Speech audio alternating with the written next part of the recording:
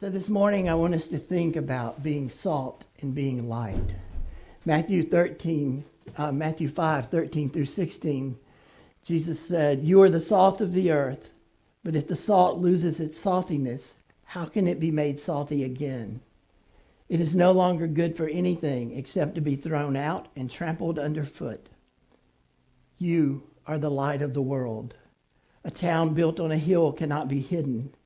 Neither do people put a lamp and put it under a bowl. Instead, they put it on a stand, and it gives light to everyone in the house. In the same way, let your light shine before others that they may see your good deeds and glorify your Father in heaven." As followers of unity, we're called to be light. We're called to be salt. We're called to be love. We're called to be peace. We're called to be positive forces in the world around us, acting as both a preservative like salt and preserving against that negativity and being a beacon of hope through our thoughts and our words and our actions, and ultimately reflecting the divine love that lives in each one of us. We are called to be a hope and a beacon of guidance and light, just like the light of the world. In this passage, Jesus uses two metaphors, salt and light, simple things that we see all around us all the time, and things that people of his day saw as well. When he talked about salt, he was talking about something that's essential for life. It preserves, it enhances flavor, and it has healing properties that are part of our chemical makeup. If you weigh 110 pounds, this is one of the things I learned I found interesting. If you weigh 110 pounds, there are 40 teaspoons of salt in your body. So for some of us, we got a lot more than 40 teaspoons of salt. But we all have salt as a part of who we are. It's a makeup of who we are. So it's not something that's strange to us.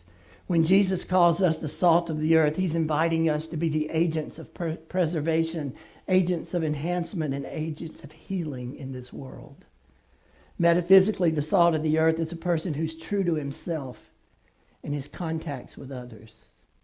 True to himself or herself and in their contact with other people.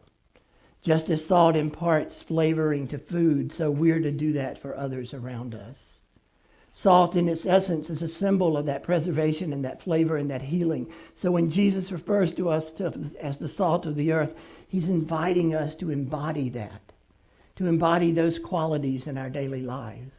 We're called to live out the divine truths of love and compassion and oneness and harmony. We're called to be that in our world. Our actions and our words should enhance the love of those around us. Jesus used the image of salt to describe the transforming effects of God's work in our lives, working in and through each one of us. In unity, we understand that we are a unique expression of the divine. There's not anyone like you in this earth. You are the unique expression of you on this earth. But each of us has the divine within us, that Christ presence that lives within us. And each of us is called to live out being the salt of the earth. We're that unique expression that adds value when we're in the presence of others. At least that's what we're called to do. We're to add flavor to this world. I find that interesting. If you think salt doesn't add flavor and doesn't preserve, look in your pantry. Read the ingredients on any box in there, and you will see salt and more salt. That's what we're called to do as well. We're called to be the salt of this earth. We're called to be that which preserves those positive changes that we want to see uplifted. We're being invited to inspire others all around us. United in spirit, we're called to preserve grace. We're called to preserve unity. We're called to live out empathy in this world. That's hard to do. Some days that's kind of simple in my world. Those are the days I go straight from home into my office and sit with the door closed and just work all day. It's so easy to be empathetic and loving and kind and good and remember my oneness when there's nobody around me. And then somebody knocks on that door And they come right on in, and there goes everything I had going for that day. Some days it's just like that. Sometimes when we look around and we see what's going on in our world, we see what's going on this earth, we know that it's much more difficult for us to be the salt of the earth. United in spirit, we're to preserve the values of grace and empathy and truth. Comparing humans to salt is an idiom because Matthew 5 has a phrase that is both literal and figurative when we look at it. Have you ever thought of yourself as the salt of the earth? Have you ever heard somebody called that? They are the salt of the earth. What does that mean for you? This is a real question, not a rhetorical one. It's a good person. A good person. That's generally what it means for all of us. They're a person that when they say something, they're going to do it. They're honest, they're reliable, they're down to earth. They're usually a person of strong moral values, or at least we see them that way. And they have a positive influence on their community. We're called to be the salt of the earth. We're called to be that person.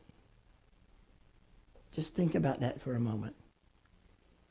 On your journey so far, how are you doing with being the salt of the earth? I would say most of us are doing really well. Flavorful, I like that. Most of us are doing that. Most of us are trustworthy and dependable, and we are a positive influence on our community. As a church, Unity of Merritt Island is a positive influence in this community. Let me take just a moment to say how beautiful the church is looking. I was shocked when I drove up outside, and I was here a month ago.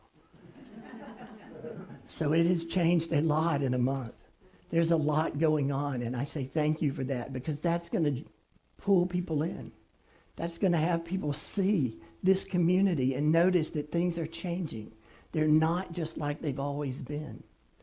It's changing, and it's changing for the positive. And each time a new person comes in, you have the opportunity to be the salt of the earth for them. A positive influence on the lives of the people who are coming into this church.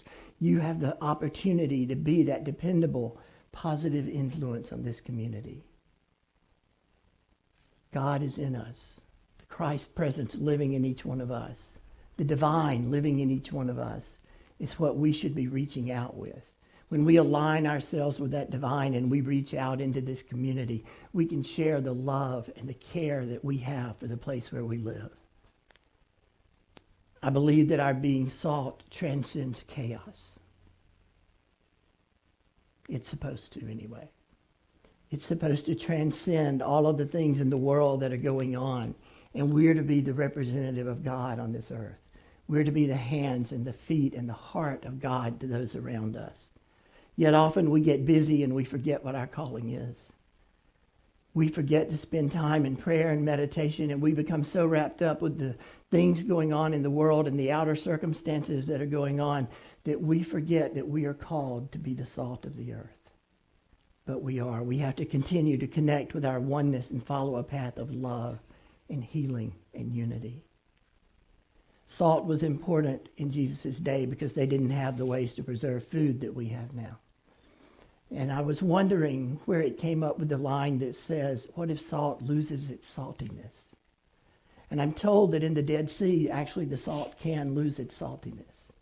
But I also was told that if you put preserved food into the little ovens they had back then under the fire, then it would be black all around the food that it was preserving. And they would shoo that part off of it because now it has no value. And it would be trodden underfoot. We're not to be that. We're not to lose our saltiness. But if we are, then we need to get it back. And we need to go back in and align ourselves with the God of our understanding and be empathy and love and grace in this world. The second part of the message is we are the light of the world. Light is a universal symbol of goodness and truth and enlightenment. And when Jesus said we were the light of the world, he was reminding us of our divine purpose to illuminate the path for others. That's why we're here. Each of us chose, I believe, to be here right now in this time on this earth. Don't you wonder sometimes what choice you made? sometimes it just causes me to think, that's an interesting thing that I chose this. And I chose this way of life, and I chose who I was going to be, and I chose who my family and friends were going to be. That I made all of these choices before I ever incarnated. But Jesus says, after incarnation, you are the light of the world. We are the light in this place. If you could see yourself the way you're seen by beings beyond us, and you could get rid of this meat suit that we all wear and not look at it, and just see yourself in a mirror, you would see nothing but pure light. We are the light of the world, and we need to let our light shine into this world. John 8:12 says, I am the light of the world. Whoever follows me will not walk in darkness, but will have the light of life. And then right after that, Jesus said, you are the light of the world. I think this is where a lot of us get confused, because we forget about the part of we have the ability to do everything and even greater things according to Jesus than he did on this earth. We're called to do great things. We are called to be the light of the world, just as Jesus was the light of the world in his time. The light of Jesus is reflected within you and me. Back to that oneness thing. We're all the same. We are each the light of the world. Charles Fillmore, Unity's co-founder, said, everyone has within him the light of divine understanding. Those who do not recognize that they have this inner light are thinking intellectually instead of spiritually. When we think spiritually, we realize that we are the light. We are the expression of truth on the earth, just as Jesus was the light of his time. We are the light of the earth. We are called to be light in this world. So what are some practical ways that we can be light and salt? The first for me that came to mind was the power of positive thought. I can let myself get into a lot of crazy sometimes. I'm sure I'm the only one in here who does that, who just occasionally lets the brain run wild and it goes into all kind of crazy stuff. But a power, that's right, our stinking thinking, that's exactly it. But it's what we're called to be, is that positive thought. Our positive thoughts and intentions can uplift and transform situations around us, and we're encouraged to actively choose an optimistic and positive thought pattern. We can think positive. No matter what's going on in the world, no matter those outer circumstances, we can be the salt and the light by thinking positively, by using the affirmations that we have, by using affirmations that sometimes just come into your mind while you're moving around and doing things. Affirm the very best for you in this world. We're called to live with a purpose. Being salt means actively engaging with the world. I don't believe any of us incarnated to watch this parade called life just go by us. We weren't called to sit on the sidelines. We were called to be a part of this life. We're called to live our lives with a purpose. And a part of that purpose is to help others, to preserve and to cause others to move forward in love and in light. We're to support those around us. A friend of mine says that they play their instrument with purpose. I love that. Took me a while to figure out what they meant, but I finally got it. So if you play an instrument, play it with purpose, my friend. You do. If you sing, sing with purpose. If you take care of someone, take care of them with purpose of helping them and being a part of their healing process.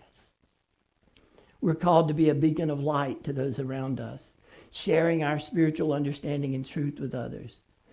This could be through simply living authentically, being who you truly are, demonstrating the power of positive affirmations.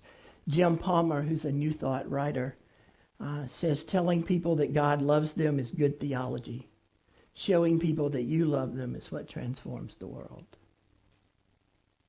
Just remember that if you remember nothing else this week. How we show other people that we love them is what's going to transform the world and transform them as a person. We need to be a beacon of light for those around us. And there's the importance of our inner work. We came here to do that inner work, to evolve our soul, to make us different than who we were when we came to this earth. This involves practices like meditation and prayer and journaling.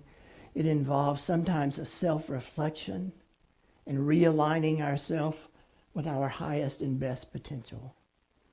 But we're called here to do the hard work. That's the point of this incarnation. That's the point of this life, to do an evolving of our soul. As I said, we chose to be here now, so let's do the work and let's evolve. Living as salt and light requires us to be authentic and true to ourselves.